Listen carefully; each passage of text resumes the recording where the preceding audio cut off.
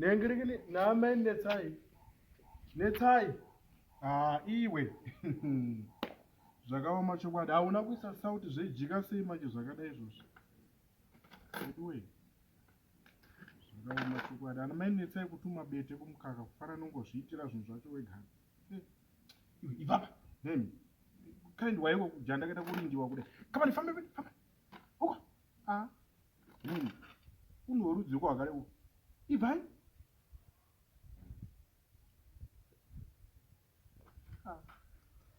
Nengrikina mene tsai. Avocado rachira maunza kapisa kako imwe furu avocado rubi. Bedu weka. Zvako. Nengrikini bacon yamesa ndo yese ere. Yapera.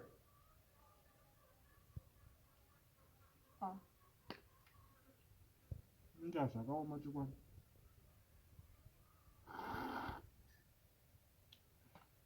Yapera yese bacon. Asi mamute kujira pamoto kai.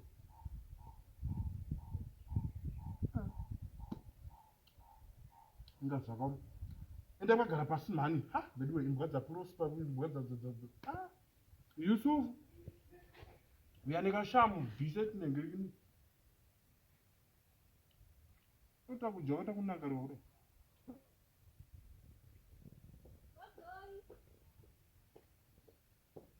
Ndiani?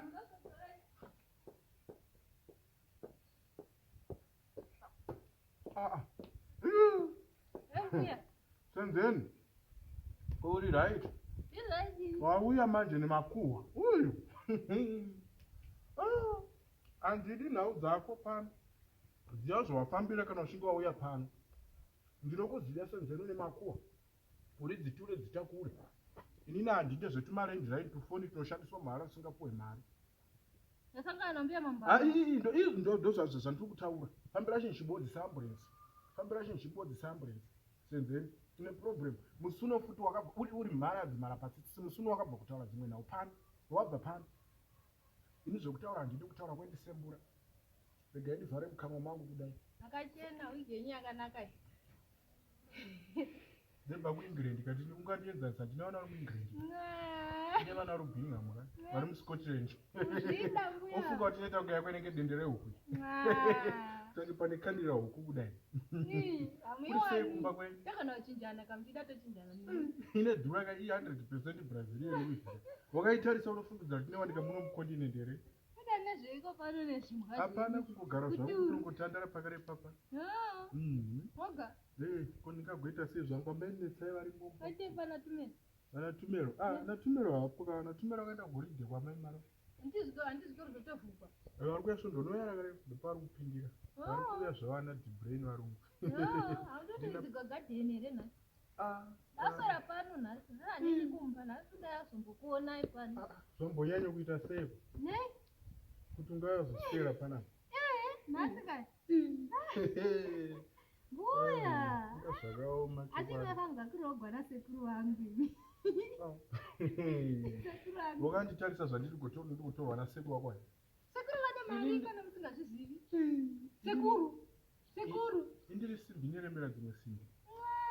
Inini ndiri simbi pombi shaini. Hapana ronje changutsva. Iyo inenge ishabora matails. Ine bora paving yangu shangu yako yongo shita.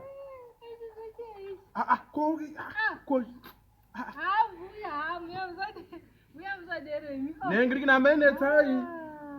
Ndaguta ndandatoja uyai mutore misemu. Tore zvimene.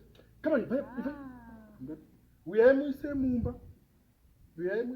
Ndezeja masi dzangu akwi. Ndipautira 1 pieces mbuya nemazai. Mazai ndekandira mazai panapa. Nendona chikandira mazai panapa. Ndakahwambiri yenyu yekunyima muno muraini mbuya. Iwe kana uchifamba mudzimba dzevanhu famba wakarongeka. Ina handina tsitsi rekuti ndosimuka pamba pangu ndoenda mumba kwomunhu usina kudya. Famba wakarongeka. Ndadla asi kuti pamutemo munhu anongoiwa unopuwa chikafu kana kuidziwa hako. Ndonditiwo hatize ndongononga pipimo. Nengrikina atenzi vararira mutakura. Chembo hakuna.